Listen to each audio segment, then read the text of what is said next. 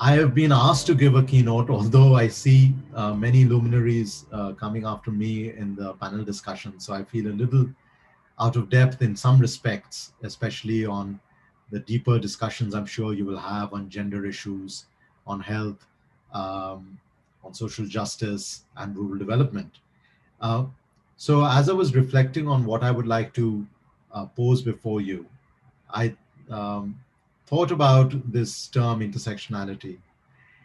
And I believe that we need to think or act on intersectionality in three dimensions.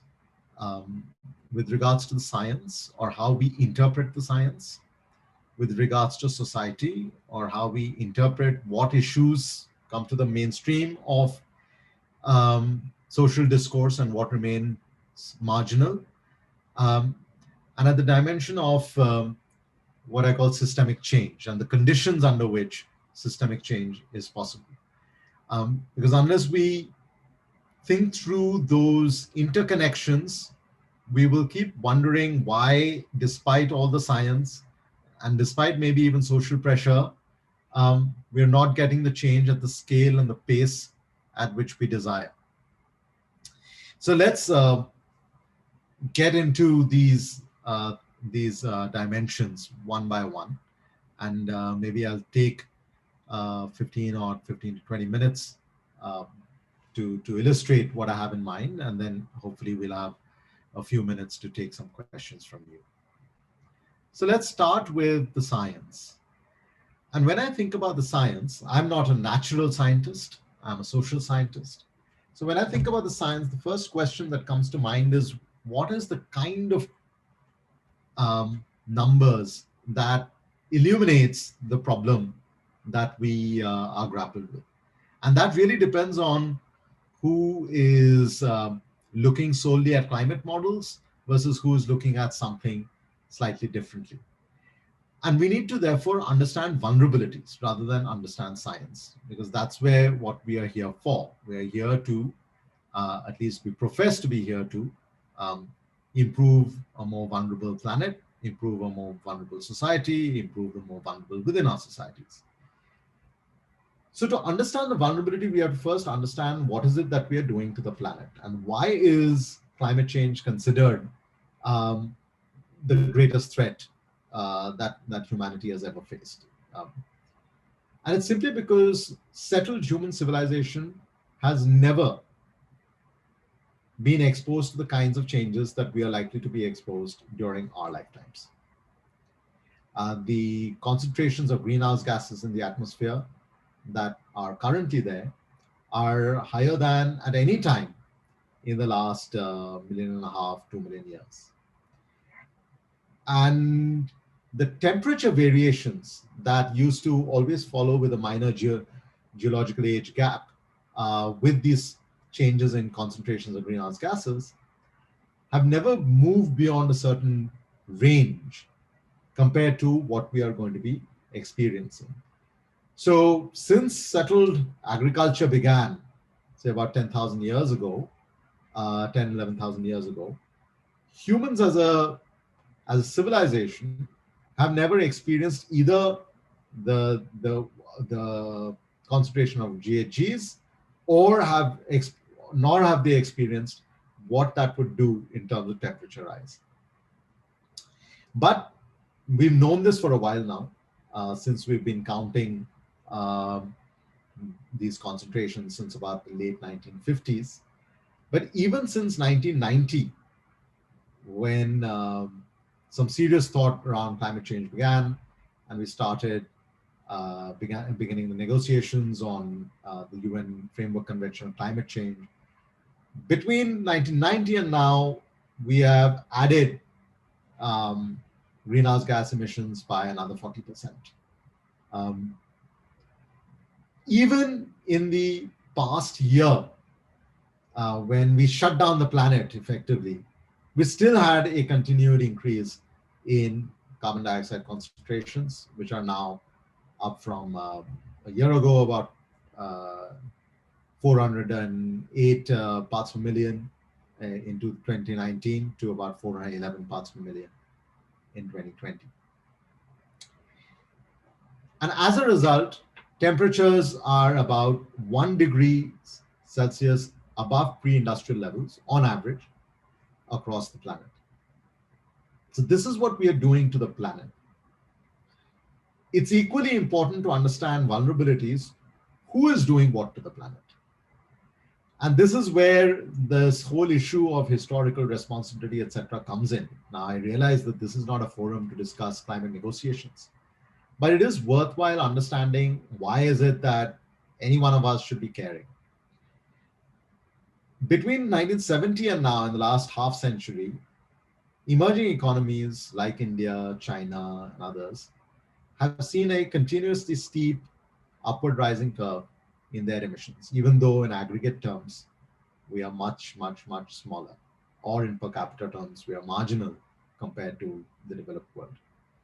And it is that rising trend that concerns everybody, because climate change is a function of the absolute amount of greenhouse gases in the atmosphere, not the per capita amounts.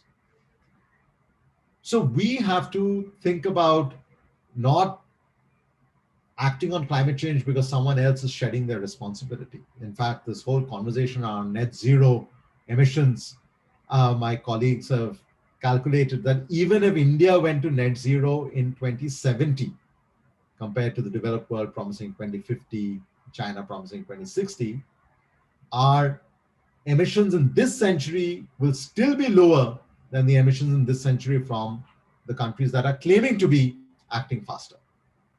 So the problem here is not that we are the culprits. The challenge is we are the victims. And we have to act because we are the victims, and it is that vulnerability that we face that should be driving the action. Now, what kind of vulnerability are we facing? What is the planet going to do to us? We find that already 75% of India's districts are now hotspots for extreme climate events, whether they are floods, droughts, cyclones, storm surges, or a combination of these. What to me is more worrying is that we have about 40% of our districts that are showing signs of shifting from being flood prone to drought prone and vice versa. So how do you then take the past as an indicator of the future? You can't. How do you prepare for climate adaptation when you don't know how bad it's going to get? How do you build a bridge? How do you build a school? How do you build a hospital without knowing how climate change might undermine all these other developmental interventions that we are planning? And that's why we have to use the climate science to first start understanding the vulnerabilities. At the same time, I would like to warn against taking the science in too literal a sense where the answers seem to be simply juggling around an equation, because clearly it is not. And I believe that we make the mistake in our climate communications to illustrate, and perhaps I am also demonstrating that kind of an error, of illustrating things like greenhouse gas emissions, sources, and if we could only remove them, all would be well. The problem is that we have multiple pathologies in the way we approach this problem. And because we look at it only from that carbon equation or GHG equation point of view, we fall into the trap of technocentrism. That if we only had another technology to pull carbon out of the atmosphere or to reflect sunlight, we could dial down the temperature rise on the planet. Along with technocentrism comes technomercantilism. So in trying to convince society at large or political leaders or businesses to act, we say, look, here's a crisis, but here's also an opportunity. And please develop the technologies and hold on to the intellectual property and make some money off it. Nothing per se wrong with that. But what it does is it creates suboptimal outcomes. Because everyone then thinks the green economy is the next frontier for economic competition. So regardless of whether the economy is black or gray or brown or green, your way in which you develop technologies, the way in which you trade ideas, the way in which you deliver services or create or not create global public goods remains the same. And that is why we end up with a third pathology where we get no real deal for development for the developing countries. And the conversation remains, again, an academic one about carbon space and about, again, different definitions of how to divide up this ethereal carbon space. Whereas there's no conversation about what does this mean for industrial policy? What does this mean for jobs? What does this mean for growth, for investment, for currency appreciation, for terms of trade? And because we're not having any of those conversations, we're completely delinked. The science at one end, the negotiations at the other, and economic and political discourse at the third end. We also, as a result, don't develop the financial products that can help us become more sustainable. So we value things very differently. We add to GDP by building a sewage treatment plant, but we don't value the river before it has been polluted by the industrial sewage. So how do we value natural wealth, put it into national balance sheets, derive the monetary value from it, and then determine where finance should or should not flow? It's because we don't do that, we have a financial exclusion, not just of the vulnerable, but of nature at large. And that gets primarily compounded ultimately because we don't compromise our lifestyles. Right. So we celebrate when we see a Tesla truck, but we don't ask why should a city dweller have a pickup truck in the first place. Right. So these are the pathologies that we persist with because we interpret the science narrowly. Now let me come to that second dimension, the intersectionality that we need in society. And this is where primarily a lot of what you'll be talking about comes in. And I believe that we have to shift sustainability, narrowly defined, from the margin to the mainstream, where sustainability is more broadly defined. Now, of course, we have the Sustainable Development Goals. And it took nearly 3 decades from the time of the Brundtland Commission in the late 1980s, when sustainable development was defined, to the mid 2010s in 2015, when we got the Sustainable Development Goals. But sustainability broadly defined means you're then able to truly understand those intersections. Take gender, which you'll be talking about. Let's just take one aspect, cooking fuel. More than 2.5 billion people across the planet don't have access to clean cooking fuel. And whether we think, it is not just the woman's job, etc., to be cooking, the reality is that it is the women who are facing the health impacts of polluted indoor air quality because of the traditional fuels that are being used for cooking. Now, of course, in India, we have made some progress, actually a lot of progress in recent years, where the share of LPG has gone up from about 50% of the households to 80% of the households. But still about 15% of the households in rural India don't use LPG at all in a sort of exclusive way. There are still challenges about delivery, about refill of cylinders, who's making that decision within the household to fill the cylinder, etc. or not. But if we were, say, were able to solve it, whether through LPG or whether we did it through electric cooking or something else, then the question arises, what does that do? How does that empower the women? Does it take them out of the household? Does it keep them in the household? Does it open up employment opportunities for them? Does it open up education opportunities for them? And so forth. And those are the questions we should be asking and answering, so that then we can see what is the social impact, good or bad, of a climate intervention. Similarly, if we look at health in general, late Lee Kuan Yew said the air conditioner is the most important invention of the 20th century, because hot tropical countries need ambient cooling in order to be productive. But with a rising global temperatures, what does heat stress do to larger developmental um, imperatives? India itself could lose about nearly 6% of working hours in 2030 because of rising temperature, which equates to about 34 million full-time jobs lost. And this is at a time where, just 9 years before that date, we're already grappling with tens of millions having lost their employment thanks to the pandemic. So when workers work lesser hours on hotter days, when workers are likely to be more absent on extreme heat stress days, and that has a negative impact on, say, agricultural output or industrial output, what does that do in terms of the social safety nets that are there or not there? What does that do to household income vulnerability? What does that do to health expenses? Those are all the intersectionalities that we have to keep exploring.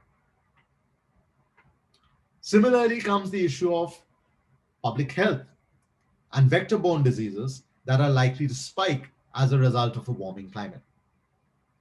But then, are you looking at a prevention issue or are you looking at a curative issue? If you're looking at a prevention issue, then it's not just about temperature control at home, it is about the microclimate in your area in order to suppress that spread of the vector-borne diseases. If you're looking at the curative side, then you have to consider that 1 in 2 private primary health centers in India has either no electricity or very poor quality electric power. And yet less than $100 million or 700 crore can solarize every single PHC in the country. Now, is that a climate mitigation intervention? Is that a climate adaptation intervention? Is that a public health intervention? Is it a social development intervention? Is that a rural development intervention? Those are the questions we have to ask and answer, because otherwise that's exactly why it falls between the cracks. Another dimension is then what happens to new technologies that don't get tapped into enough to actually drive a transformation in the economies of the vulnerable sections of society. We are priding ourselves on having a very large renewable energy capacity in India, one of the largest in the world, 95,000 megawatts already installed, and we should celebrate all of that. And yet, why are we recreating an energy system with renewables, which looks like the energy system with coal or oil, which is basically creating power somewhere, transmitting it long distances, losing it in that transmission, and then delivering it to an end user? If the sun is shining more broadly, more widely than where the coal is concentrated, why are we not tapping into distributed energy? And if we tapped into distributed energy, is there an opportunity to then power up livelihoods? My colleagues find that in India alone, there is a $53 billion opportunity to use existing technologies to drive income generating activities in rural areas, whether it's a solar irrigation pump on the farm or a pesticide sprayer, or whether it's a milk chilling unit, or whether it's a small textile unit powered by solar, or a food processing machine powered by renewables. And these are all income generating, because there can be no energy transition without energy access, and there can be no sustained energy access without households' ability and willingness to pay. And that will happen if they see return on investment in terms of household income from distributed energy. Again, is that just a climate intervention? Is that a Ministry of Renewable Energy intervention? Or is that a social development, rural development intervention? Which then brings me to the third level of intersectionality that I wanted to explore with you, which is systemic change. When does systemic change happen? We are talking in June of 2021, 30 years ago, we were in the middle of a currency crisis. And 1st of July, we devalued the rupee. The 3rd of July, we devalued it again, and then we kicked off a series of economic reforms. Momentous time. So one way systemic change happens is crisis. The pandemic was another crisis. And we are likely to face much more severe, much more frequent, much more intense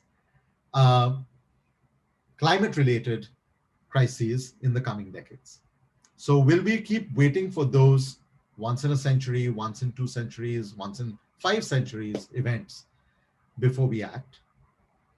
And will that bring systemic change? And when I say systemic change, I mean demand from society for change, demand from politics for change, demand from the macro economy for change, how we value things, how we measure things. But unlikely that crisis will get us there. There's a second way in which systemic change happens, which is external pressure.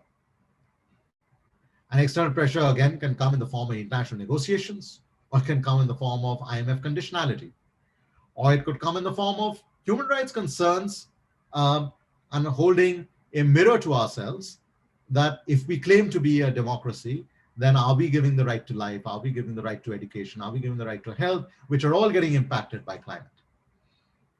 But I think actually the systemic change that is sustainable politically is when the interests of the elite, however you define, begins to converge with the interests of the climate vulnerable.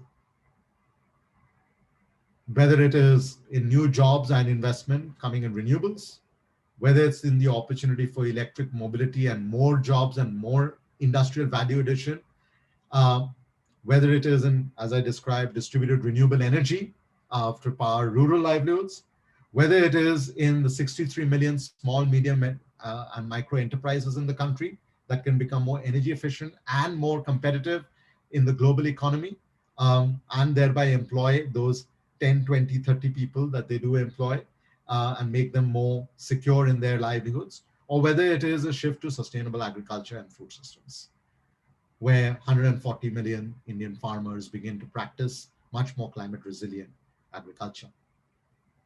So I want to simply close by reiterating that this important word that you'll explore in much more depth in the coming sessions of intersectionality itself needs to be unpacked, because the science itself is not a monolith. How we interpret depends on whether we are a climate scientist or we're a social scientist or we are an economist or we're a political scientist. We have to also look at what are the vulnerabilities in society that we need to explore: gender, inclusion, rural development, health, and so forth, to see where those opportunities for joint action lies. But joint action will not happen unless there is a political push and pull to act at a systemic level. So whether it's the science, whether it's the society, or whether it's the system, the intersectional conversations that are beginning today will have to carry on for a long time. Otherwise, sustainability, broadly or narrowly defined, will remain in the margins and not in the mainstream of our public discourse and our social consciousness.